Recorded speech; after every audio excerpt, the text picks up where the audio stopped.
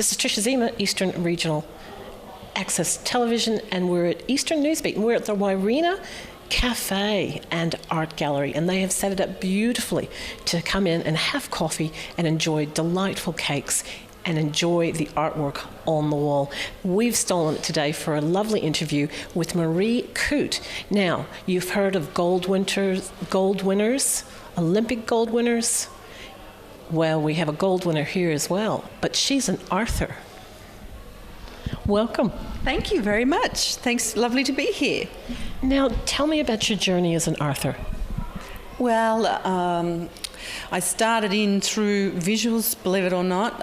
In the late 80s, early 90s, Melbourne was changing a lot. People were pulling down a lot of old buildings, so I thought I better tear out and photograph as many of them as I could before they were gone. I think it was probably the Port Melbourne entry pier bridge that disturbed me when that sort of historic site went. So I was charging around taking photographs of fabulous Melbourne buildings, and I was in Swanston Street one day and I thought, why don't I know who Swanston was? And good point. Yeah, I thought, well, if I lived in New York and I was in Madison Avenue, I bet Americans know who their streets are named for. And at that stage, I mean, my education had tertiary level education, but no history of any substance really. High school European history, probably primary school Australian history, few explorers and that sort of thing. So I took myself off to answer some questions about Swanston and about various other local figures in Victoria's history, mostly Melbourne's history, but obviously Victoria's history, and that was what gave birth to the Melbourne book, first edition in 2003, and it's 368 pages of culture, both historic and contemporary, about Melbourne. All the questions anybody ever wanted to know about Melbourne, from football to water to fashion to architecture to streets to you name it. And now it's in its fourth edition. Edition 4, 10 years later, has just won a gold award in New York. Now that's amazing. Yeah. All the way to New York for a little Australian book. From the Port Melbourne Pier. And how long did it take you to put the book together?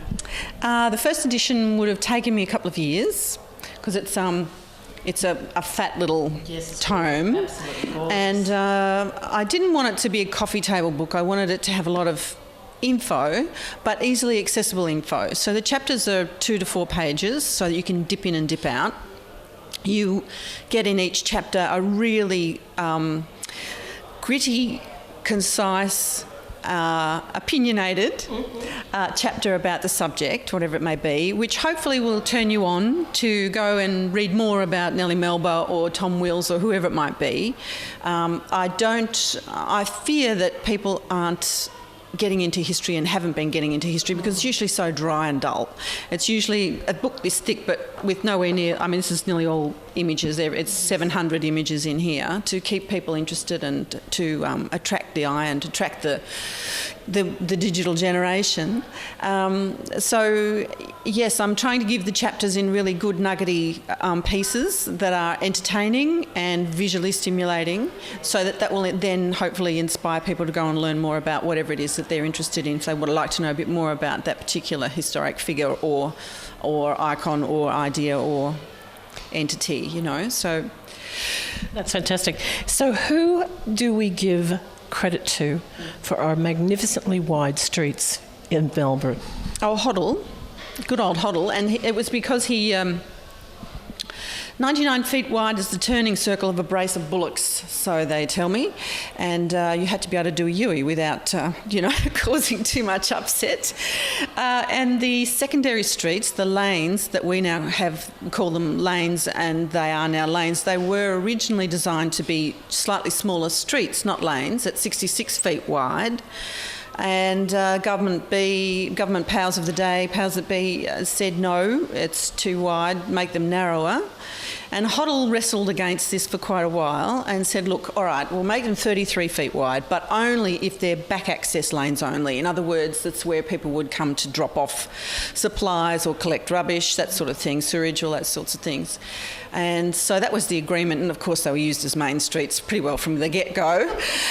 And as people do what needs to be done. That's right, as people do what needs to be done. The interesting thing, though, is because they are so narrow now, they have that kind of enclosed intimacy which lends itself to kind of nook cranny exploring and hideaway deli lunches, cafes, that sort of thing. And jazz bars. All sorts of things. And that's because they're kind of narrow, that's because they're little rat runs. It makes it a discovery tour. Yeah. So, from arbitrary decisions sometimes come other results. People have no idea of what will occur in the future because of the decisions they make when they make them. Now, you started out through your photography, through your visuals. What type of research did you have to go into to really make this book spark? Well, different for every chapter, and the chapters that I put in there are quite diverse. So it could be a biography of Barry Humphries or even Germaine. I put Germaine Greer in the fourth edition because she should be there, absolutely. And with football, for example, I'm not a big footy fan, so to turn myself onto football, history was a good way into that, and I studied at the State Library everything I could read, went over to the MCG and spoke with David Studham there, who's the librarian at the MCG, and he took me through, I showed him the chapter and he said, yep, this is, you might want to know about something else. But basically, discovering that Tom Wills killed himself with a pair of scissors was interesting enough story for me to write the history of football, because he designed the game, but he also put together a cricket team, all black Aboriginal cricket team, first one ever, and toured them through England.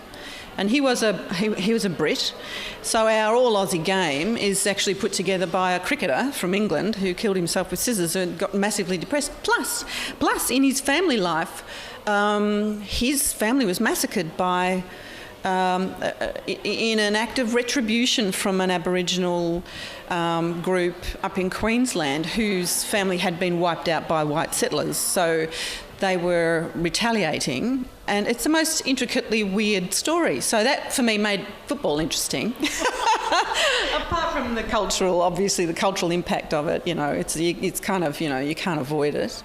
Yeah, fantastic. Now, and this humble little book, to New York, yes, to win gold. Now, you're going up against the world there, aren't you? That's right. The Independent Publishers Awards in New York are taking books from the USA, Canada, Australia, New Zealand and Europe. So there's a US award and then there's the regional award, and I won Best Non-Fiction Regional, which is terrific. Fantastic. We're going to go to a break and we'll be right back with Maree Coote, gold-winning author and photographer.